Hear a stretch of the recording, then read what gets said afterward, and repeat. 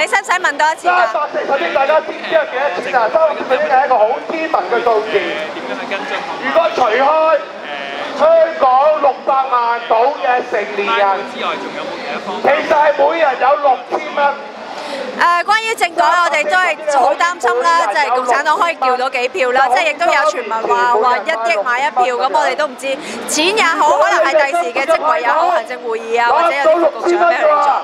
咁所以我哋今日就嚟到打小人啦，即係問揼實佢哋嗰票啦。咁但係實際上嚟講咧，我哋係會喺每方面都俾壓力。我哋希望咧再組織群眾咧，係俾每一個界別同埋一啲直選嘅議員咧係壓力嘅。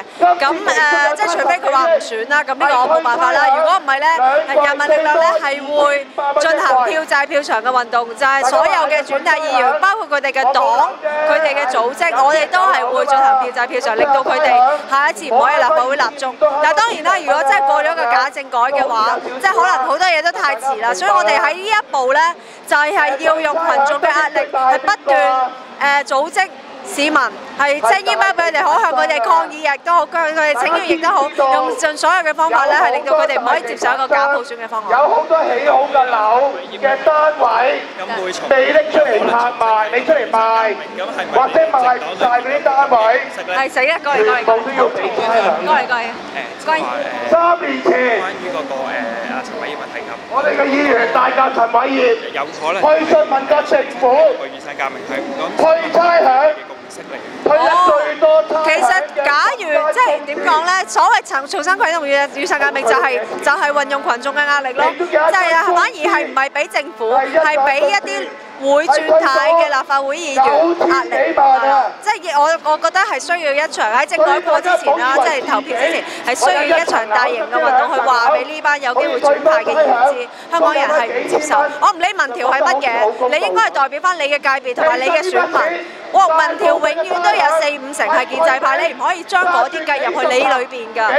你要聽市民同埋尤其係下一代年青人嘅意見。好多譬如投俾民主黨或者公民黨湯家驊嘅人都可能係40-50歲或者50歲以上。我哋而家要俾機會年青人啊嘛，係咪？你想香港，你為香港嘅未來，你應該尊重年青人嘅意願。年青人嘅意願就係點都唔會袋住先。就係薪俸稅，340億有100幾億係薪俸稅，最多可以退2萬蚊。先可以做到抗議啊！我想問大家呢個，其實暫時喺議會裏邊，我都覺得拉布係唯一最有效嘅方法，因為譬如每一次我哋話拉布咧，都會收到一啲官員嘅電話，可能想同我哋係有一啲妥協啦，即係唔係妥協啦，即係想一啲條件交換啦，點樣你可以拉唔好拉咁耐啊咁樣，咁佢哋係其實係跪低嘅，係亦都會作出讓步嘅，所以暫時嚟講，我哋覺得拉布都係一個好有效嘅議會抗爭方法。退足2萬蚊，跟住人民力量會有，大家會話喂退稅好似